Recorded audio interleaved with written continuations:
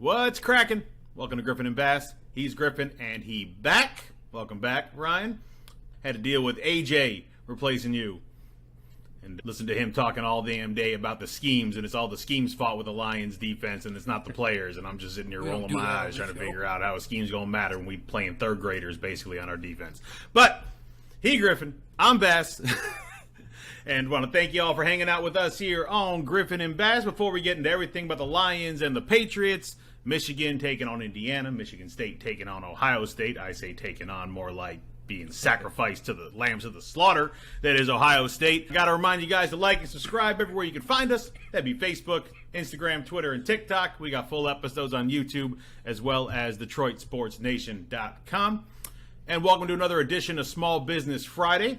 Today's spotlight, Girl Power Hockey Apparel. This story begins back in 2015 when the owner's middle daughter came to them and said she didn't want to take dance classes no more. They suggested softball, volleyball, horseback riding, the activities that are perceived as more feminine. But then they went to their nephew's hockey game, and she looked up and said, I want to do that, which she went on to do. Problem was finding clothes that weren't cheap, weren't vinyl, which proved to be a problem that they could not solve until they did it themselves. And Girl Power Hockey Apparel was born. They found the best materials, created powerful designs, and made a commitment to growing the girls' game and the awareness around the girls' game. With clothing like joggers, beanies, shirts, and hoodies, Girl Power Hockey Apparel has everything your female hockey star needs to look the part off the ice. And they're not just about shirts and hoodies for the hockey girls and women, but also about growing the female hockey game, sharing news stories, focusing on heroes, inspirational figures of the game, and most importantly, providing a place for them to shine. So if you're trying to get your girl in the game, visit girl-power.com. That's girl with a U-power.com, and help your girl step her game up. All right, Ryan, speaking of stepping their games up. Those female athletes involved. That little girl grew up to be Sidney Crosby. Right? off and rolling.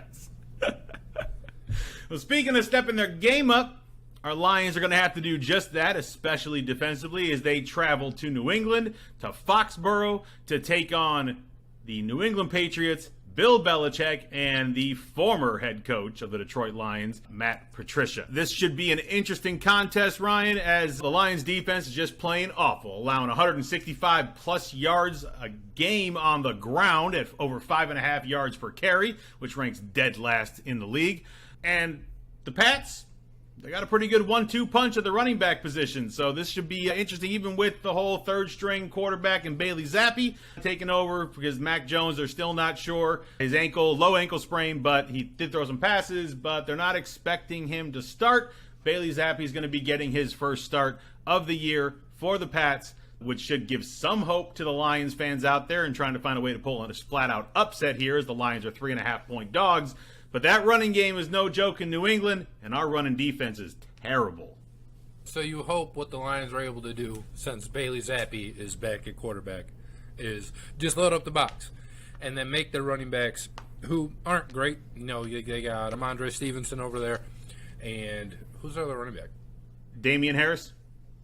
There he is. Feels like he's been there for 10 years. So it's not like it's a two-headed monster at running back, right? Like, you should be able to relatively and reasonably stop those two gentlemen, especially if you have a rookie quarterback back there, and a rookie quarterback who's, it's not Kenny Pickett, right? It's not some guy that was drafted in the first round or even the first 3 rounds. I think Zappe was probably a 6th or 7th round draft pick coming out of Western Kentucky. I guess your kind of fear would be that Zappe looked pretty good against the Packers defense, and the Packers have a much better defense than what the Lions do. The Packers also, of course, weren't preparing to play Bailey Zappe, and the Lions have an entire week to prepare for what Zappe brings to the table, and hopefully for what he's not bringing to the table, which should be a whole heck of a lot.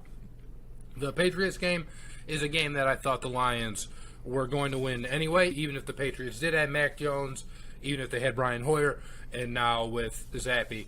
So for the Lions, I think you just keep the game plan and you keep the defense simple.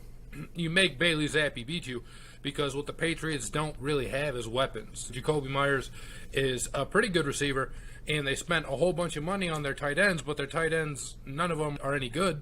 So it's not a team like the Seahawks last week where even though you have Geno Smith at quarterback, they have, DK Metcalf, and they have Tyler Lockett, and they have these guys that can hurt you. Excuse me, Jesus Christ. And so they have those guys that can end up hurting you. The Patriots just don't have that. So if I'm the Lions, if I'm Aaron Glenn, this is going to be my simplest game plan that I've had all year. I am going to stack the box. I am not going to let you beat me by running the football. If you're going to beat me, you're going to have to throw it. And if that's what happens, I guess that's just what ends up happening. But that's how I would approach it from a defensive side. And I would force Matt Patricia to try and put up 35 points on you, because the Lions, and you're going to get to some of the injuries in a second, I'm sure, the Lions, we haven't seen them have a problem scoring points all year, and I don't expect that it happens in this game. Yeah, I agree with you. It's a brilliant plan to stack the box because, like you said, as far as pass-catching weapons, the Pats have a whole bunch of 2/3 wide receivers. Meyer, you said, Aguilar, Devontae Parker. These are all the number 2 or number 3 guy. They don't have a number 1. They just don't. And their tight ends have absolutely been disappointing. I thought their tight ends would be a much better mix in this offense than they have been since coming over to New England, and it just hasn't happened. Their running game, while you want to joke about it, they're really not a joke. I mean, they had 150-plus yards on 30-plus carries against Green Bay, who has definitely a better defense than we do. But like you said, they were preparing for a different quarterback, a different scenario, and the Pats were very smart about what to do with Zappe when they put him in. His passes, the ones that were complete and good, came out of play action. So they were still fearing the run that they were able to do. If it was just a straight drop back and you had all the personnel out and no running back there, he wasn't completing anything, not anything more than 2 yards anyway. So your logic is absolutely sound. For the Lions, I mean, we're still offensively missing a whole bunch of people. We've already heard basically that DeAndre Swift is not going to be playing in this game. The idea is to hold him out through the bye week, which is next week, and have him come back fully healthy. That might be the plan with Amon-Ra St. Brown as well. He has not practiced yet, and they're not sure if he's going to be playing or not. I would not expect it at this point. I think they're going to do the same thing. I think they should do the same thing that they're doing with Swift and let him rest. Let him get healthy and get fully healthy after another week off after this one, to where he can come back and be himself, because when he's himself, he is extremely dangerous. So it's all about the other guys stepping up. Hawk apparently is a little bit banged up after this past week. He hasn't practiced very much. We've seen it with Reynolds and Chark as well. So it's not going to be all hands on deck as far as the Lions are concerned either offensively. And yes, they have been putting up a lot of points, but they've been putting up a lot of points against some terrible defenses. And while the Pats aren't a fantastic defense, they actually are so against the pass. I think they're actually only 26th. They're 19th overall, 26th against the run. It's 11th against the pass. So that's actually their strength on the defensive side. But there's going to be a different situation for these Pats coming in with the Lions, who I don't know if the Pats know who to scheme for wide receiver-wise, because we don't even know for sure who's going to be in the game for the Lions when it comes to wide receivers. I mean, if the Pats are 26 against the run, that's how the Lions score all their points anyway. Maybe not how you score, because I know Goff had, 4 touchdown passes last game. But they're moving the ball on the ground. For the most part, they're not really moving it through the air too much. And if you are the Lions, last week I thought it was going to be tough on offense without their weapons. I know the Seahawks have a worse defense than what the Patriots do, but it showed as long as their offensive line was able to get that push and was able to keep the pocket clean, they were able to move the ball down the field, and then Goff was able to put a few of those passes in the end zone. They had some play where Hawkinson was just wide open, and then the other touchdown passes, give credit to Ben Johnson and his kind of his scheme down there in the red zone, because while you might not have been overly impressed with any of Goff's actual passes on his touchdown passes, because it's pretty wide open to some of those guys, that's a testament to the scheme, right? You want to get your guys wide open. You don't want to have your quarterback having to make those Patrick Mahomes type throws where it has to be in this specific spot or it's not going to be completion. So I think that's something that the Lions can do. And then what the Lions are going to have to get better at, obviously, is just when the Patriots do get in the red zone, because they're going to get in the red zone, you have to force them to kick field goals. The Lions haven't really been able to have anybody kick field goals all year. They were last going into the Seahawks game in like red zone touchdowns allowed, like the percentage of times the opponents got in the red zone and scored a touchdown. The Seahawks game certainly didn't change any of that, because there was a whole lot of touchdowns scored by the Seattle Seahawks. So when you're down there, you have to force the Patriots to at least kick a field goal. We talk a lot about the bend and don't break defense with Michigan State, which is just break and break some more, which seems like that's what the Lions' philosophy is as well. But like you really need that to come to fruition. I'm not asking the Lions to hold the Patriots to under 200 total yards, but you can't let them get to 30, 31 points. Like you got to keep them 27 to like at max 30, so that way you give your offense a chance to go out and win the game for you, because I don't think the defense will. We just need to see more stops, and I think the Lions are getting a break this week with Zappe behind center, and it gives them a better chance than they've had all year to hopefully get some stops and then get this thing sort of back on the right track and go 2-3 headed into the bye week. Yeah, and preparing for Zappe, I would think, might be a little easier for Dan Campbell, because he knows him. Dan Campbell coached him in the Senior Bowl last year. I spoke very highly of him, talking about how high his intelligence is, how quickly he picks up an offense, how composed he is, all that stuff. But I wonder, from that time working together, if maybe he picked him on some tendencies of ways to rattle Zappe and help the Lions defense maybe get some success where they haven't really had much at all this year. Yeah, I think it's a great point about the Senior Bowl and Dan Campbell and the Lions staff as a whole. It wasn't just Dan Campbell down there coaching those guys. The Lions were able to take essentially their entire coaching staff, and they coached the guys at the Senior Bowl. They got a great look at Zappe, obviously, and there was a reason, I guess, that they decided not to draft him or any quarterback for that matter, and hopefully they can kind of exploit and show us what that reason was on Sunday.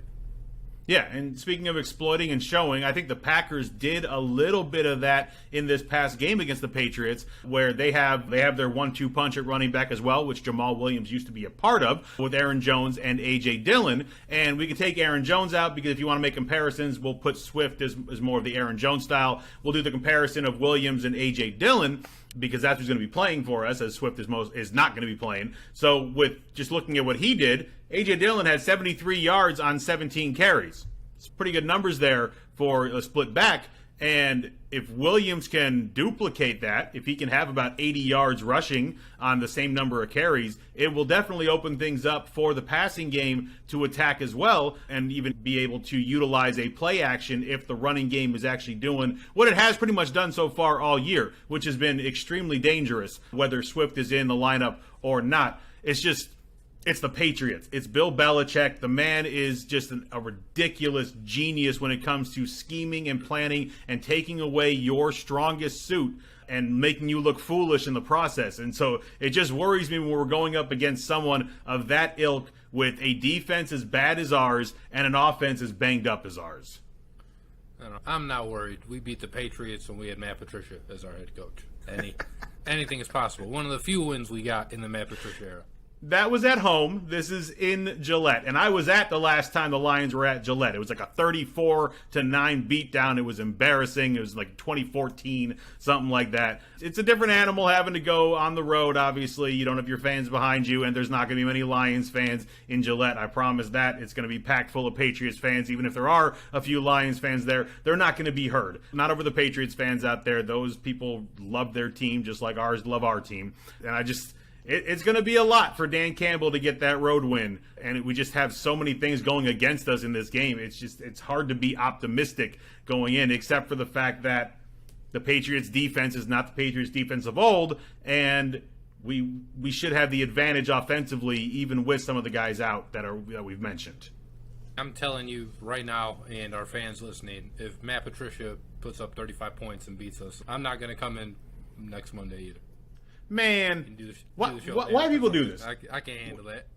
How is it Matt Patricia doing it? 35 points? How is it Matt Patricia doing it? He's the de facto one. You think he's actually calling plays? I do. I think that's why the Patriots suck. They ain't been good. Another thing, we got to have Hawk involved because it's another thing that we've seen so far throughout the year is that tight ends have been a bit of a problem for the Patriots. Mark Andrews gave the Patriots trouble a couple weeks ago. Obviously, we're talking about one of the better tight ends in football, but I think so is Hawk when he's on his game. And so, especially with St. Brown possibly not being, most likely not being in the game, Hawk has got to ball out, continue what he did last week, and give this offense chances to move the ball down the field and utilize his size, his strength to help that happen. And with it seemingly being a weak point of the Patriots defense, I would expect Dan Campbell to exploit that and see another big game from Hawkinson. Yeah, it just really depends on how banged up he is, but he's certainly going to get the targets to do it. All right, now, and I don't know if this matters. Touchdowns again, but yeah, I don't know if this matters or not, Ryan. But the Patriots are going to be wearing some throwback uniforms based on the ones they wore in the 80s, early 90s. It's the Pat Patriot logo with the white face mask and all that. And the Pats are 9-3 when they're wearing those throwback uniforms. Was it the cool red ones?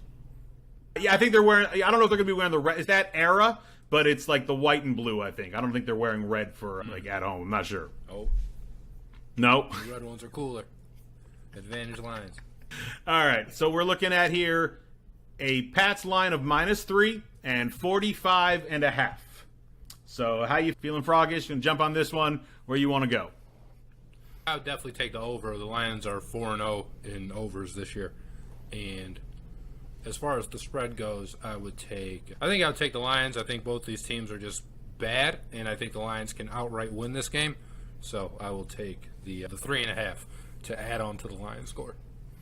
The Lions and Dan Campbell have been pretty good when they're the underdog. They've done their job as far as the spread is concerned when they're the underdog. They did not do their job last week when they were the favorites.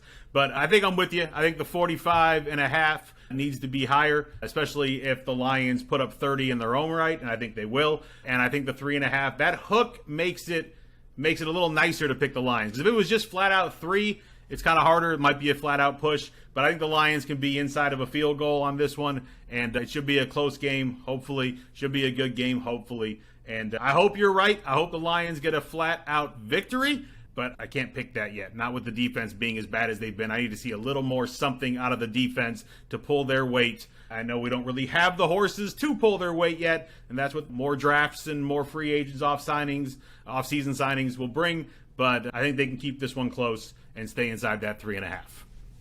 Yeah, I think they'll flat out win, but I would certainly take the points. I know you do. All right, let's move on down to college. Got the Michigan Wolverines at 22.5-point favorites going at Indiana. This is big noon kickoff on Fox. Again. The Hoosiers are just bad, Ryan. Bad. They lost to Nebraska. That's how bad they are. They're 1-1 in the Big Ten, 3-2 overall. As far as offensively, they're just absolutely terrible. They're 12th in the Big Ten. Only Rutgers and Northwestern are worse. They have the 13th ranked scoring defense. Was that? So Michigan State's not worse? No, not according to exactly. And we will hold on to that for as long as we can. They're 13th ranked scoring defense in the Big Ten as well. They're allowing 30 points per game. Only Nebraska is worse, and they're ranked 10th in the league in points scored. And then you look at Michigan, and it's just no contest, it feels. And Indiana doesn't beat Michigan in a regular season anyway. The last time they did it was in the COVID-shortened season, and I don't think that should count for anything. So 22.5-point spread for the Wolverines. It's just about whether or not they cover it. With Indiana, they have no running game to speak of. They give up sacks. Nebraska had 4 sacks all season coming into the game, and they had 3 against Indiana and got plenty of pressure as well. So Indiana's Connor Bazelak, I don't even know how to pronounce that man's name. He's going to have to be a lot better than he has been. And against the Michigan defense, I just don't see it happening. I think the Wolverines are going to run all over Indiana and cover that 22.5-point spread. Yeah, man, Indiana sucks. So Michigan doesn't. That's kind of all you need to know. It's a big noon game, which is pretty silly. It is in Bloomington, which is just about the only advantage that Indiana has in this game, and the fact that it's a national TV game. Hopefully that can bring their crowd out so that it's not a majority Michigan crowd, because I think that'd certainly be a possibility if it was just like a Big Ten Network game or something.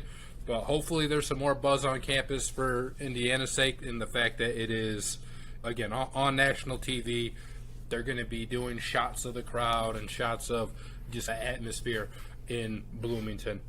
And maybe that can give their attendance a little bit of a boost. But even the fact that it's just a road game for Michigan, the Indiana's so bad, and Michigan should be able to do whatever they want. Really, Blake Corum should be able to continue his Heisman campaign against this Hoosiers defense that hasn't really given up, that hasn't really resisted anybody all year. And then you said the offense is bad as well. No, the 12th in the Big Ten. So it's not that there should be no reason for Michigan to worry. We didn't think they had a lot of reason to worry last week against Iowa, but at least Iowa had a strong defense that could give you some type of a challenge. And for Indiana, there's just nothing. I think probably the only thing that could hinder Michigan is if they were potentially going to look ahead against Indiana, because I believe on their schedule they have Penn State after Indiana, and Penn State should be a fairly big game. Yeah, Penn State next week at the Big House. So maybe you catch Michigan in a look-ahead spot here, on the road. But typically Harbaugh doesn't fall into that trap, and Harbaugh and his teams at Michigan don't fall into the trap of the trap games. So I think he'll have these guys focused and ready to play, and Michigan should be able to kind of do what they want with the Hoosiers. Yeah, and props to you and I. We called that Michigan-Iowa game basically to a T. Even our final scores were almost dead on as well. We thought Michigan would just continue to push the envelope, pound the rock, and it would be a hard-fought game, but they would win comfortably, and they did. And I agree with you. While this could be a trap game, Indiana is just they don't have the weapons. I just don't see them having the ability, unless all of a sudden Michigan does something they haven't done all year, which is play sloppy and turnover after turnover. I'm talking 4 turnovers for Indiana to take advantage of to really be in this game. Michigan has 2 turnovers all year. They're not a penalty-filled team as well. They play disciplined football. It just seems too much for Indiana to overcome, even in a possible trap game scenario. With a running game like Michigan has, Blake Corum alone can win this football game, even if JJ is off his game. And apparently he has been the most accurate quarterback in football since taking over the starting position at Michigan. And yes, he is not pushing himself that hard as far as the number of times that he's throwing it. It's still Michigan, and they want to establish the run. They have the horses to establish the run. Donovan Edwards being back only makes that more dangerous. And Blake Corum on his own has just absolutely been ridiculous this year. And it's just too much to overcome. I'm expecting 50 points at least from Michigan and giving up no more than like 17 to 20 at the most, which again leads me to Michigan covering the 22.5 point spread. As far as the over-under, 59, I want to say I'm confident in saying take the over, but if for whatever reason Michigan does come out a little sloppily, it's harder to press it. But I am comfortable about that 22.5 point spread being covered by Michigan.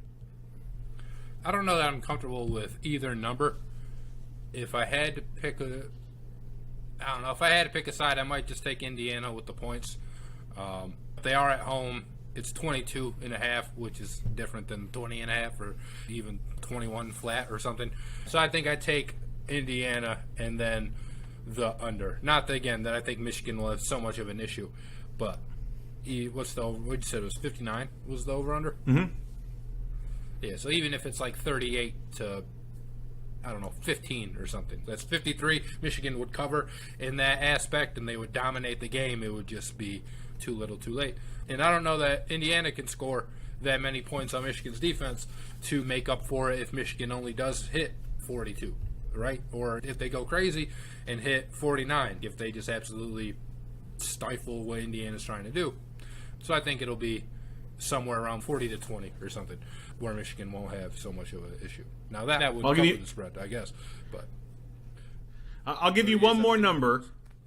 Nebraska's defense has been allowing 450 yards all day. Indiana managed 267 against a Nebraska defense that is god-awful. So it's just, again, unless Michigan has a complete 180 of a game from what they've shown us all year, and they just start turning the ball over like crazy, I just don't see Indiana being any kind of a danger to these Wolverines. I don't think this is the same thing as a few years back with all the crossing routes that Michigan was giving up, and Indiana gave Ohio State the blueprint on how to beat the Wolverines soundly. And yes, the Wolverines still covered that game, but I don't see that happening this year, even with that ability. I think Michigan's just going to be way too much for these Hoosiers. Yeah, I think so too. They're a bad team. It shouldn't be the big noon game, but it is what it is. The next game, not a big noon game, 4 o'clock Eastern on ABC. Michigan State Spartans hosting the Ohio State Buckeyes. Ohio State is a 27-point favorite. The over-under is 64. Last season, Ohio State defeated MSU 56-7. CJ Stroud lit up the Spartan defense for 430-plus yards, 6 touchdowns, only 3 incompletions, and it seems like this Michigan State defense is worse than last year's Michigan State defense. I don't know about you, Ryan. I'm going to give the game away early, but I'm hammering that Ohio State cover of 27 points because I don't see any way that the Spartans give any kind of a fight in this game. No, probably not. Again, just like Indiana, your only advantage for Michigan State is that they're at home. But there's already a bunch of Michigan State fans trying to sell their tickets, and Ohio State fans love to travel. So if they're selling those to Buckeye fans, then you might see a lot more red in the stadium than you would like to. I certainly wouldn't ask or have Michigan State cover the spread.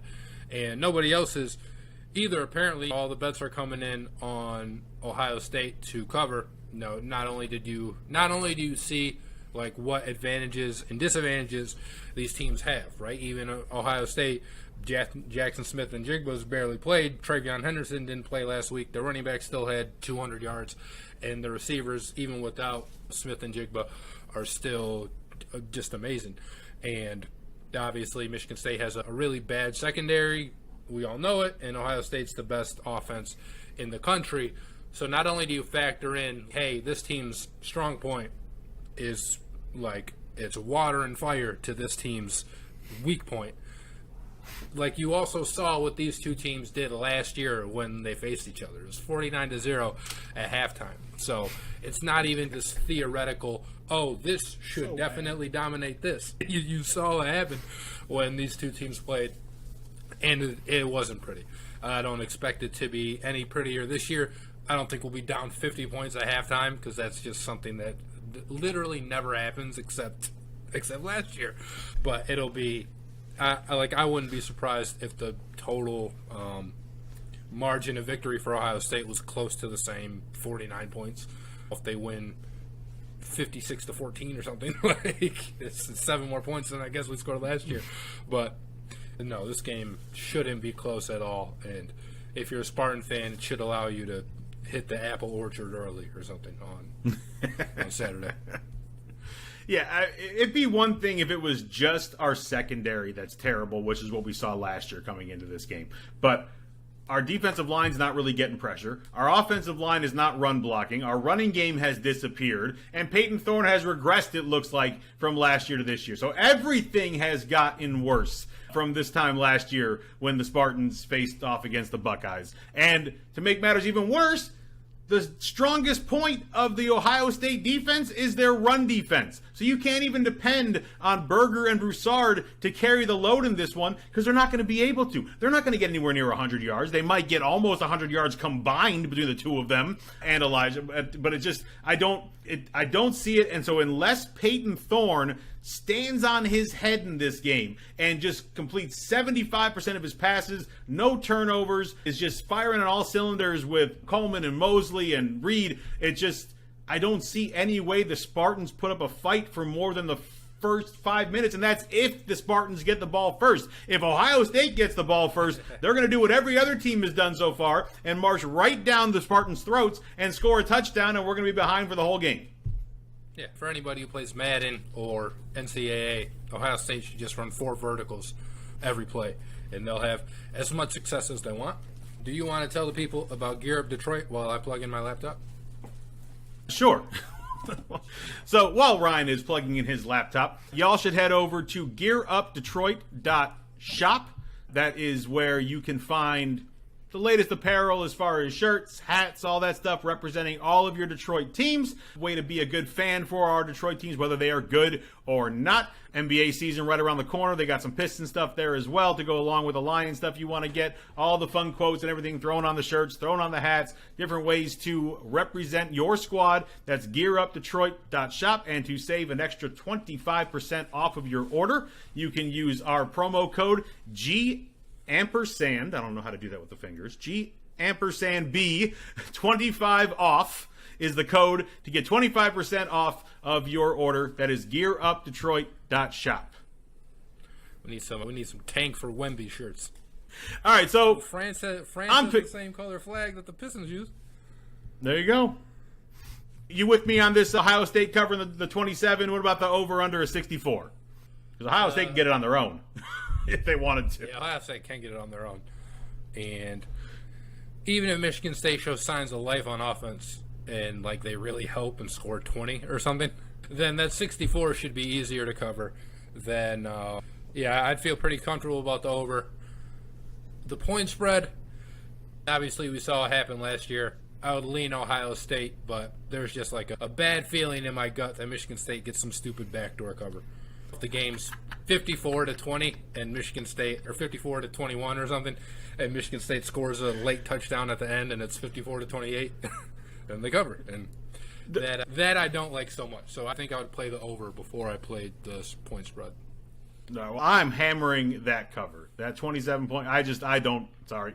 It's the same thing with the Lions defense, the Michigan State defense. I just have no faith in the defense stopping anything right now. I'm expecting all the points, and Ohio State is one of the best teams in the country, and I think they're going to show it again why that is true this Saturday, 4 o'clock on ABC if you want to watch the first half, because you're not going to have to watch the second half. This game will be over at halftime, just like last year. All right, speaking of what Ryan had just brought up, NBA season is around the corner. Preseason is underway.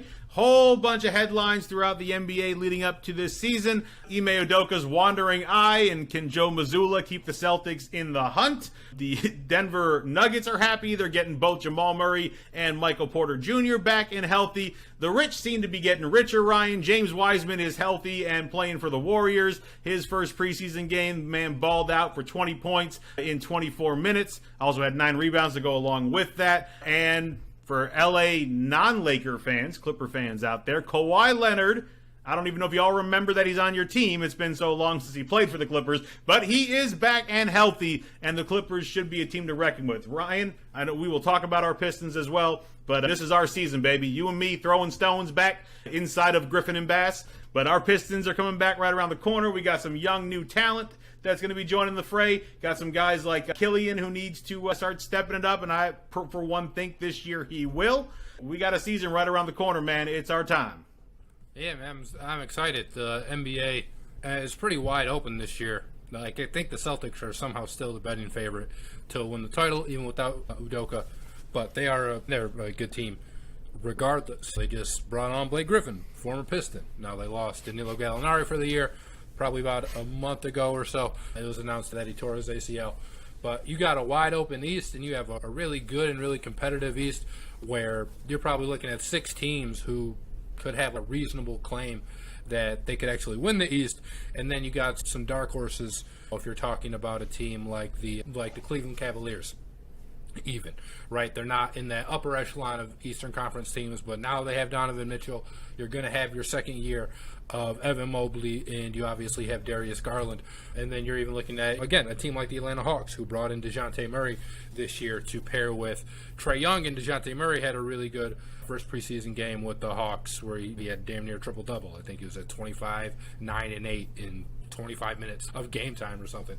So these guys the East is really wide open. I'm super excited to see how it plays out. Obviously, you have Brooklyn, who's got a powder keg all summer, but their talent is just undeniable. And then you have teams who are just there every year. You're looking at a team like the Miami Heat, the Philadelphia 76ers seem like they're always up in that mix. Even the Toronto Raptors, I think, have a shot to do something this year if Scotty Barnes is what the Raptors thinks that Scotty Barnes is. And then in the West, you have the return of just a lot of people. You know, you're going to get LeBron and Anthony Davis and Russell Westbrook all healthy to start the year. Will they finish the year like that? Probably not. But you mentioned Kawhi Leonard. The Pelicans get Zion Williamson back, and the Pelicans now also have Brandon Ingram and CJ McCollum. So I think the Pelicans could be a really good team out in the West. The Suns are dealing with the Robert Sarver stuff, and they just lost their preseason opener to some foreign team, the Adelaide 36ers. But that's still a team that has Devin Booker, they have Chris Paul, they have DeAndre Ayton, they've been there the last couple of years. You look at a team like the Nuggets, they get Jamal Murray back. The Mavericks, obviously, you have Luka Doncic. You lost Jalen Brunson. They brought in Christian Wood, who they plan to bring in off the bench. So there's just a lot of intrigue. I think the league. I didn't even mention the Bucks in the East, but they might be the best team in the East. There's just a lot of intrigue, man, and I think the NBA as a whole has more talent now than they've ever had, and it's not totally evenly spread out, but there's a fairly even spread. Where you even look at some of the teams who are going to be really bad, you would think, like the Pistons, but they still have Cade Cunningham and Jaden Ivey. Like, there's still a reason to watch the Pistons. Look at the Thunder. They got some young guys. They still got Shai Gilgeous. And the Pacers are going to be pretty bad, but Tyrese Halliburton, we already know, is a pretty good player in his own right. So even some of these really bad teams, the Magic, Paolo Banchero, Franz Wagner, like that's a team that could make the play-in, I think, as well. So even the bad teams, there's some league pass potential with pretty much everybody except maybe 2 or 3 teams. Yeah, it's crazy with just the number of teams that were missing either their star flat out or their second or third star that just can completely change the landscape of the NBA as far as where their seeding will be when it comes to the playoffs, to the play-in tournament as well. That Dallas one, that Denver one is just intriguing to me more than anything. Jamal Murray coming back, Michael Porter Jr. coming back. We haven't seen them being able to play with Jokic at all. And so to get to see what is a possibility of a team that was already dangerous just on the back of what Nikola was doing for them, to have these studs involved in the mix, Denver is going to be a very dangerous team. Obviously, like I said, with the Clippers having a healthy Kawhi George and a healthy Kawhi George. Put them together. Amalgamation there. A healthy Kawhi Leonard and a healthy Paul George. It's another team to throw into the mix that really wasn't involved last year to test the Golden State Warriors, and the Warriors themselves with James Wiseman, who has not been on the court for them.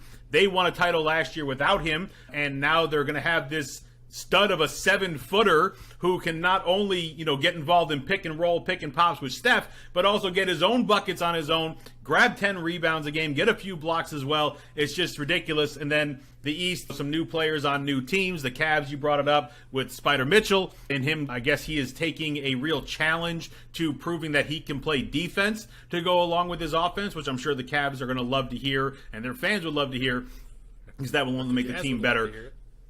I'm sure the Jazz would have liked to hear it, but that man was just not happy in Utah, and I understand why. But who can blame him?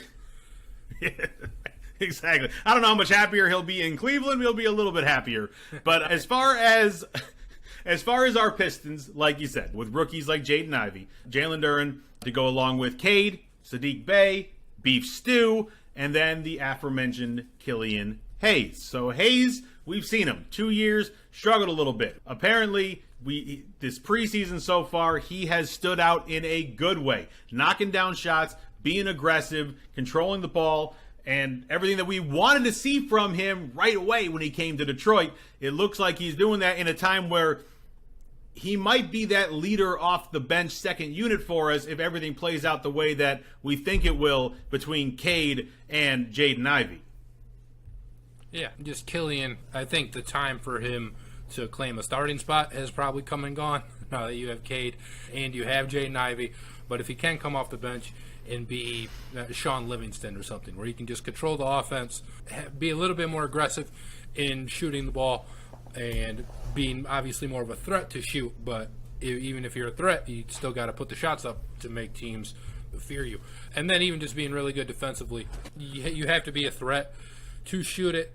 And he's looked more confident in his shots. Even in the preseason game, he took 13 shots. I think he only made 5 of them, but he had a pretty solid game.